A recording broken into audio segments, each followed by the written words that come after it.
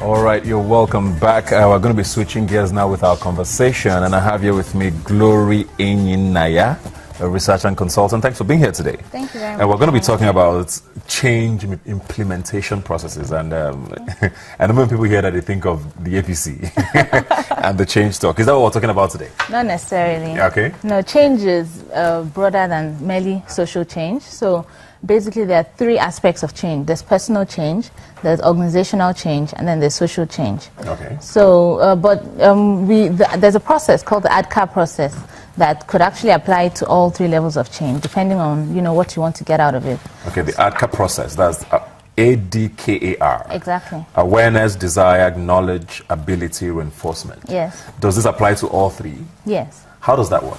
Okay, so in personal change, so for example, if you're trying to change your lifestyle, maybe lose weight, start exercising more, quit smoking, or just enact some kind of change in your personal life or personal improvement, you will start by creating awareness. So about the need for exercise. Say you start noticing your clothes don't fit as well, or friends start passing comments. So there's communication, and you kind of get to know that okay, there's a need for change. But most times, because humans tend to be lethargic and a bit complacent, you don't necessarily want to change until a higher authority gets you to change. So in the personal change example, maybe you go for a checkup, a medical checkup, and then your doctor tells you if you don't lose weight in 6 months, you're going to have a heart attack, or you're going to die young. Exactly. And then you're like, oh, okay, I've always known I was big, but I actually have to do something about it. So willpower now comes in. But then it's not enough for you to know that you need to change. You also need to know how to change. So that's where the knowledge comes in, and then it could be from your doctor. They tell you, still using the weight loss example, tell you the calorie content of your food, they educate you, exercise, diet, things like that, how you can change what you need to change. But then, again, just knowing what you need to change is also not enough. You need the ability to change, because you could, you have all the information in your head, but then you're confronted in a situation where you're staring at a slice of red velvet or something, and you know that, okay, I know this is not good for me, but what do I do? So if you have like an accountability partner or something, you could call a coach, and then the person preps you up, and then you gradually change. And then after you're able to change, the final piece of the puzzle is reinforcement. So say you change your wardrobe, or you get lots of comments from your friends. Everybody goes like, oh, you look great. And then that reinforces, the celebration of your success tends to reinforce the change. So it becomes a way of life. It's not just something you did for 3 months and then it ended. So that's how it plays out in personal change. I want to talk a little bit more about personal change, what the practical ways are, if possible. It's almost as if I'm paying you now. I'm supposed to be getting free consulting, but I know there are people who watch. Every human being, I'm sure, has one addiction or the other. Like you said, chain smoking or sweets or whatever it is. There's almost always a habit you're trying to break out of. What are some practical things you should be doing if you are trying to change that habit?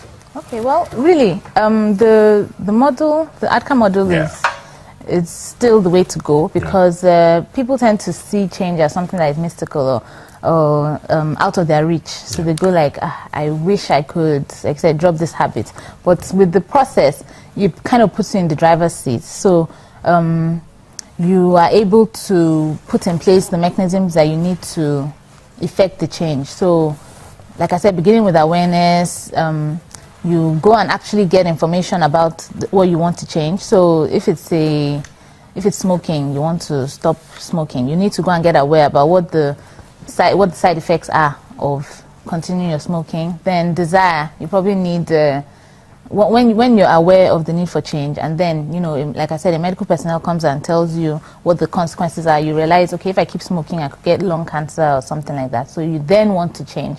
And then there's the knowledge. I think there are lots of innovations. There are e-cigarettes and things like that you can take that reduces the nicotine levels and keeps you safe. And then the ability, so like I said, your accountability partner, and then you now reinforce the change with just give yourself a reward, a treat, celebrate the success, and then the change now gets to stick. I don't know if this is particularly your territory, but you find that when people are trying to drop a habit, they almost always replace it with another. Is that normal? You mean when they're trying to Maybe drop break it from a habit. a bad habit? Bad goods, they're trying to stop something. I know people who say, okay, I quit smoking, but I took up drinking coffee. Okay. You know, things like that. Is that normal? Well, like I said, there are different ad hoc approaches to Yeah. change. So for some people, they try to do it with replacement, but it doesn't have to be that way. So, like I said, if you follow the process that I mentioned, then you will Yeah. find out that you change, and the change is positive. It's not negative, and you don't pick up any bad habits. So Yeah. it doesn't have to be that way. Let's talk about organizational change now. How does that work there? Okay, so organizational change really has to do with institutions, corporates, that maybe they want to implement a new strategy or a new culture or to pick an example, the recent decision by NMPC to unbundle, do you remember, that led to the strike. So that's a change that they were trying to implement. But,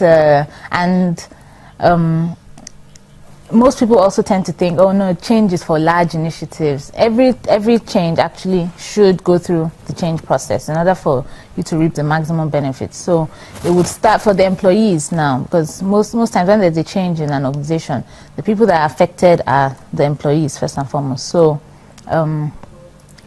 awareness, there needs to be communication about the reason for the change, and then what's in it for them and things like that. And then you now need to stimulate desire. So everyone wants to get promoted. So when your direct line manager, your supervisor comes and tells you this is the way you have to do things from now, you tend to want to. If you move from awareness to desire, you're like, okay, my boss has said that my job is going to change, so I need to change. And then knowledge. So there's training. Staff gets sent on training, and then ability, coaching. So usually the organizations I work with, I usually encourage them to identify change agents. So like people within the organization who are like super employees that are going to manage and motivate their peers to improve. So those change agents act as coaches that stimulate ability in the employees, and then reinforcement. So you celebrate the early adopters, and you chasten those who aren't getting with the change, to make sure that the change becomes the way we do things around here. Yeah. Does this apply to both small or big organizations? If I'm an SME with a small staff, does it apply to me as it would apply to a top 5 bank? Absolutely. It's just that the scope would be different. So I've worked with small organizations. I've also worked with multinationals, leading change even across West Africa. But the interesting thing about the change model is that it's really quite scalable. So depending on if the model could work with an individual, then definitely it can work in a small business as well. It's just a matter of application, and then being focused on the outcome that you want to achieve.